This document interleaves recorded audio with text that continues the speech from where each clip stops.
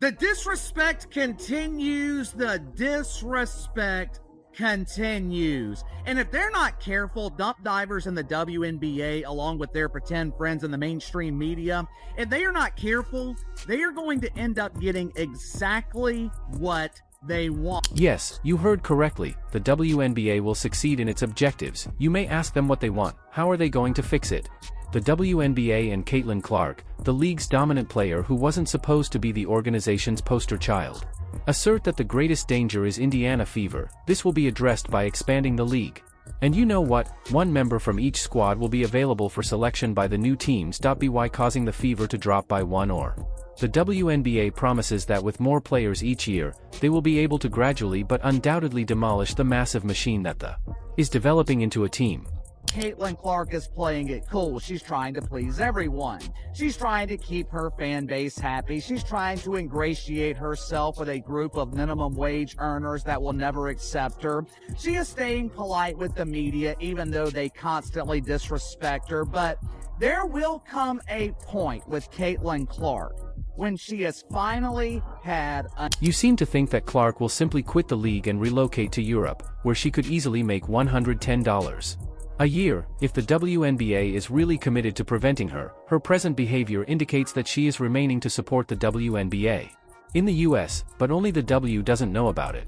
Season ending for many teams, there are already so many players heading overseas to play during the off-season. But with all of the drama currently surrounding the WNBA, on top of the low-paying salaries, some of these players are questioning if they'll even return. Now let's explore what will occur during the off-season. This is all orchestrated, what they're doing. None of this is on accident. It is absolutely, every bit of it is orchestrated. And it goes beyond trying to destroy. To put it mildly, the 2026 Indiana Fever season was exciting, from being among the most impoverished in. The squad owes a lot to its first-round performance in the WNBA the season prior to making the playoffs.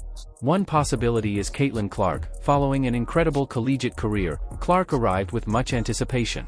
And she fulfilled her promise by winning Rookie of the Year in her first WNBA season, outperforming the other rookies by a large margin. But she wasn't the only player who did it. Several more players also contributed. For Clark, Alia, Kelsey Mitchell in particular was an excellent backcourt partner, despite her best efforts. Boston starter, Nalissa Smith, was a dangerous presence in the paint and regularly scored in the double digits. Smith and other players might be departing the W. In her exit interview, Storm player Gabby Williams warned the WNBA, if you want to keep international players, you need to do better. So here's what she had to say. The W thinks that they don't have to pay us more in order for us to be here. And I think I didn't express that when I first talked about priority. Our commissioner talked about us being able to, make $700,000. It's not true at all. There's not one player who makes that.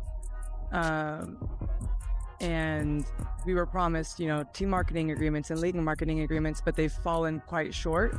So it's still not enough for us international players to want to stay here. And that's a choice of the players. If I make a choice to make one, teams are mad that I don't come back, but that's how it is. So yes, it just, the WNBA, if you want us to be here, you have to pay us more. That's how it works, and that's all that. Since that interview, less than a week later, Gabby is already in Istanbul, where she will be playing for the off-season. And from the sounds of this interview, it seems like she's probably going to make more money overseas in EuroLeague than she did during this WNBA season. There will come a point with Caitlin Clark where she gets tired of the bullshit, tired of the disrespect. It's not out of the norm for WNBA players to play during the regular season and then during their off-season play overseas. This is something that has been happening for the entirety of the WNBA. It even went as far as to 1 year in 2015, Diana Taurasi played in Russia and did not play in the WNBA. And it was never outright stated that she didn't play in the WNBA because Russia basically put that in their contract, that if she went there, she couldn't play. But that was pretty much what everybody thought happened because Russia paid Diana Diana Taurasi at that time $1.5 million salary to play in Russia. Now, at the time in the WNBA, the salary, like the highest salary in the league, was $107,000. So obviously that's a huge jump. Diana took that offer. She played overseas, and at that time she was also like hands down the face of the league. The WNBA was not as popular as it is now, but that was an opportunity that Diana took.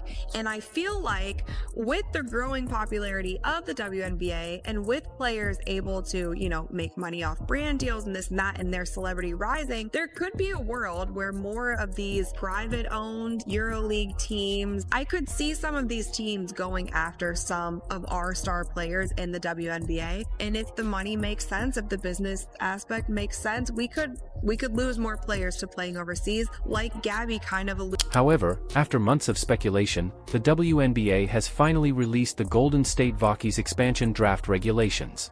As a result, the WNBA and the league should be concerned about more than just players relocating overseas. One member of every squad, and Golden State may select one unrestricted free agent. Teams might choose to omit items from the expansion draft.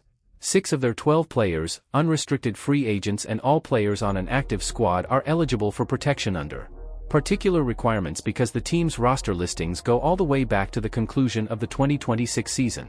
Clubs ought to protect their UF. Every team has a core available this summer, so for a maximum of 2 years, a player may be CD, the NFL's version of a franchise tag, Mitchell Kelsey. In exchange for a Supermax contract, the aforementioned qualifying UFA would grant Indiana exclusive bargaining rights. About 10 days prior to the expansion draft, teams must submit their protected player lists, who was chosen for the expansion.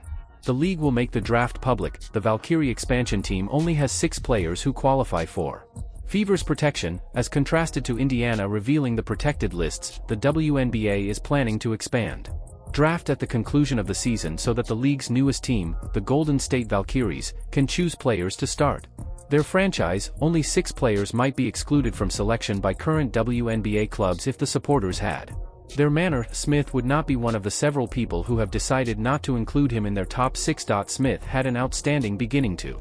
Head coach Stephanie White started 37 of 40 games during the regular season, however she lost in the postseason. Trust in her. She only played 13 minutes during the Fever's 2 games versus the Connecticut Sun. These players are, in my perspective, the Fever's protective locks on the fence, and they are most likely unprotected now that the terms have been appropriately determined. The big 3 of the Fever, who enabled Indiana to make it back to the postseason this year, will most likely be given the top 3 protected spots. Clark will most likely play with a different starting forward in 2026. In order to keep Mitchell as Kelsey Mitchell's top goal this offseason, the first step is to, in the expansion draft, keep her safe. Mitchell has been a Fever mainstay for the past 7 seasons. He has been the team's top scorer in all but 2 of them. In the backcourt, she gets along well with Caitlin Clark, a rookie for the Fever, and the group will wish to maintain their unity. Caitlin Clark smashed both of the rookie scoring records and 3-pointers made, setting a league record for assists in a single season, and revolutionizing the Fever's offensive scheme. Into the quick tempo they required to prevail. Clark, a team veteran, scored 2 more points than Mitchell. PTS to become this season's highest scorer for the Fever. Aaliyah Boston will be the greatest option in 2026. Boston had a significant influence on the Fever's 2026 campaign and helped them start their reconstruction after leading them to a 13-27 season in 2025. Procedure: the Fever's 2025 Rookie of the Year, Lexi Hull, is a strong post presence who excels in the short slot. Is a skilled rebounder who fits in nicely with the team's up-tempo approach this season. A few players from the Indiana Fever are also uncertain about the WNBA expansion draft. The Fever are need to select 3 of. The following list has 4 exceptional servants. Since they have been important starters or bench players throughout. Each of these guys has a strong case for protection throughout the season. I think Hull has the highest ranking on this list. Likelihood of protection: her rookie contract expires after 1 season, she was given a few minutes and even a couple DNPs while on the bench at the start of the season, but after the Olympics, she flourished. Break: improving her 3-point shooting and having a great final minute performance for Indiana. In 15 games, from 22% to more than 50%. Normally, Nalissa Smith would be protected by her Fever, but I think it would be ideal for the 2 to part ways because the season is dominated by other issues, such Smith's outspoken grievance of her lack of touches this season and her acknowledgement that she didn't play as much as she would have liked. In addition to hoping to benefit from a trade or holding, the organization might protect Smith, a former number 2 choice, her for the final year of her rookie deal in 2026. Fagman Tammy forward Lee, 32, has been a crucial part of the Fever, taking advantage of Clark's crosscourt passes in transition despite playing in just 22 regular season games because of 3 illnesses to her shoulder, foot, and thumb. Fagel, a restricted free agent, has great potential as a quick forward who can spread the floor, but since the Fever might match any offer she gets, she must maintain her health. Another forward troubled by injuries. Due to a preseason knee injury, Dantas Dairis was suspended for almost all of the season, but she swiftly made a comeback to the starting lineup, giving the front court much-needed depth. She has a year remaining on her. The team has plenty of space on the court thanks to her contract and her consistent three-point shooting. And a surge of excitement. In the expansion draft, these 5 players will most likely not be protected. Thus, they could be captured by the Valkyries. However, because they are not protected, not all of them will be selected. Only 1 player will be chosen by each team. The majority of these sportsmen will be able to return to the sport in 2026. Fever, Katie Lou Sampson took a year off in August 2025 to give birth to her daughter. Sampson rejoined the WNBA. In her farewell interviews with Fever, she said that it was very harder than she had expected, because of the physical demands of both keeping a baby and returning to the league after giving birth. Samuelson has 1 year remaining on her contract and is projected to make $180,000 from the Fever in 2026. Since Clark took over at point guard this season, she began the season in the starting lineup at 3. Her stats suffered as a result of her inability to shoot from 3. Grace Berger, the 7th choice in 2025, observed a considerable decrease in playing time. In 2025, Bergerer was an all-rookie guard. This season, he basically played garbage time. She might benefit from a change of environment in order to possibly get more playing time somewhere. Victoria Saxton hasn't yet established herself as a regular rotation despite having the Fever for 2 years.